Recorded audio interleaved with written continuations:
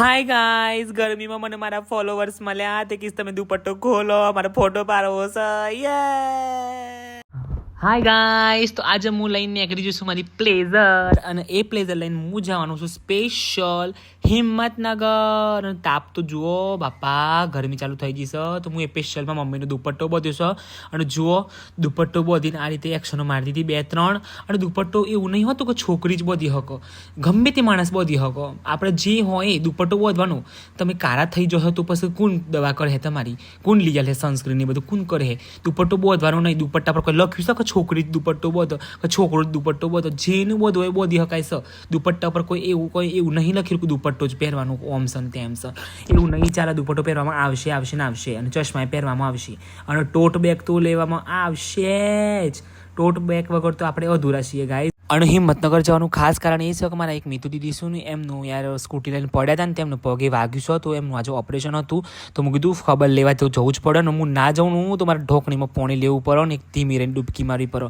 તો ફટાફટ હું હિંમતનગર આવી જશું, અને હું કીધું જઉં છું. તો એને મમ્મી પપ્પા શેરડીનો રસ લઈ જાઉં.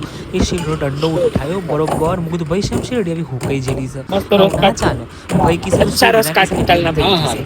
એટલે પછી હું તો દુપટ્ટો નાખ્યો તો મોબાઈલ ગાઈસ મોઢું તો બધું પર શાંતિથી, કારણ કે તાપ જ આગળ તો મારા ફોલોવર્સ મારા કિસ ફોટો પાડવા દો. હું તો ભાઈ આગળ હું બોલું છું, આગળ આવી જજો, કારણ કે મારે દુપટ્ટો ખોલવો બધું કોણ કરો. બસ થોડી હું ડાન્સની એક્શનો કરી પેલા ભાઈ કિસી કેટલા ગ્લાસ બનાવશે? હું કીધું ભાઈ 5 ગ્લાસ બનાવો, આપણો 5 જણો છું લગભગ. તો પછી એટલે અમે પેલા 2 ભાઈઓ નતા અમે પાછળ વાત કરી હતી, યાદ છે તમને? એ 2 ભાઈઓ આવ્યા કે તમારે ફોટો પાડવો છે. હું કીધું લ્યો ભાઈ તમે જ મોબાઈલ પકડો અને મને વિડીયો ઉતારી આપો.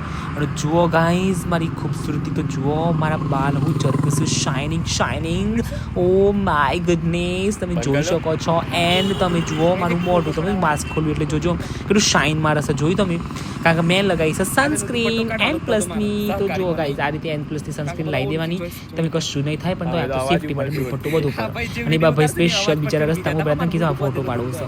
મારો દુપટ્ટો બધો તો ઓળખી જાય. બોલો મારા અવાજથી કીસ તમે ઓછી ખોને તો છો ને છો ના છો ભાઈ કીસ રણાસનના છો. બોલો ઓહો રણાસનના છો.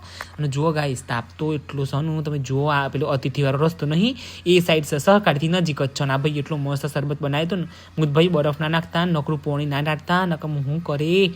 તે પછી શાંતિથી એમને રસ પેક કરી આપ્યો, અને રસ પેક કરીને ફટાફટ હું નીકળી જો હોસ્પિટલ માટે. અને મોબાઈલ પણ પગથિયા પર મૂકીને થોડું શૂટ કરી દીધું, કીધું હું જો હું જઉં છું. અને જો હું રિયલમાં કહું છું, જોયું મીતુ દીદીને મેં એમનું તો નહોતું પીવાનું પણ ચર્સ કર્યું, કીધું લ્યો તમે તો બોટલ ચડાવી છે એમાંથી ચાલશે.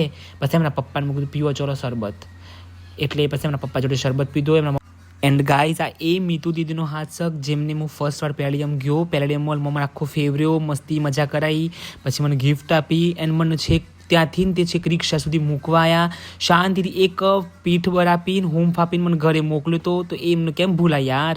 આ હાથ જે એમને મારો પકડ્યો છે ને એ જ રીતે મેં બી એમનો હાથ પકડીને એમનો આખો દિવસ એમના જોડે રહ્યો, વાતો કરી, એમનું ફ્રેશ ફીલ કરાયું. એમના ભાઈ ભાભી મમ્મી પપ્પા જોડે બધા જોડે વાતો કરી, શાંતિથી ટાઈમ સ્પેન્ડ કરી, અને શાંતિથી હું ઘરે આવ્યો.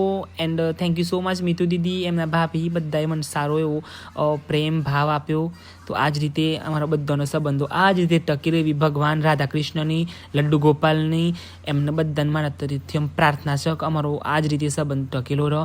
કારણ કે મારા મીતુ દીદી બહુ જ એકદમ એટલા ક્યુટ છે ને કે મારા વિડીયો કોલમાં વાતો કર્યા વગર ચાલતું જ નથી. કંઈ બી હોય ને તો હું એમને કહું, એ કંઈ પણ હોય તો મને કીધા વગર રહ્યો જ ના. એન્ડ ભગવાન એમનું સારું થઈ જશે, એન્ડ થઈ જ ગયું છે. કારણ કે 2 દિવસમાં તો એ કમ્પ્લીટ ગુગરા જેવા ઊભો થઈને ચાલવા મળશે. એન્ડ આપણે જશું ફરીથી palladium mall. By guys, Radhe Radhe, Hare Krishna.